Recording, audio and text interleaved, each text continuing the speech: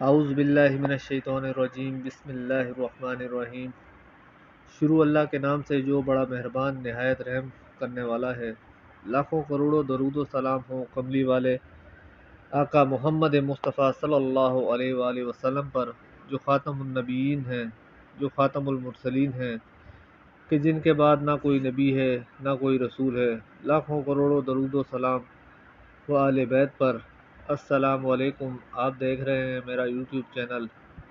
آج جو ویڈیو میں آپ کی خدمت میں لے کر حاضر ہوا ہوں وہ قرض کے حوالے سے ہے، لیکن شریعت نے جو راستہ بتایا وہ کیا ہے؟ رسول اللہ صلی اللہ علیہ وآلہ وسلم کے پاس علی رضی اللہ تعالیٰ عنہ آ کے کہتے ہیں، اللہ کے رسول، قرض میرے اوپر آ گیا ہے۔ رسول اللہ صلی اللہ علیہ وآلہ وسلم نے فرمایا، اے علی، میں تجھے ایسے کلمات نہ سکھا دوں؟ اگر تیرے اوپر صبیر پہاڑ جتنا بھی قرض ہے تو 4 لاکھ کی بات نہیں ہو رہی، تیرا رب اس قرض کو اتارنے کا بندوبست فرمائیں گے۔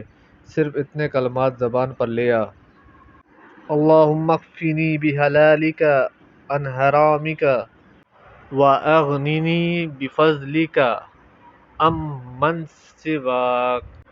اے اللہ، مجھے حلال نصیب فرما، حرام سے بچا۔ اے اللہ، مجھے اپنا فقیر بنا، اپنے فضل سے کسی کے سامنے فقیر نہ بنا، کسی کے سامنے ہاتھ پھیلانے والا نہ بنا۔ یہ کلمات اگر کوئی پڑھ لے 2-4 لاکھ کی تو بات ہی نہیں ہے۔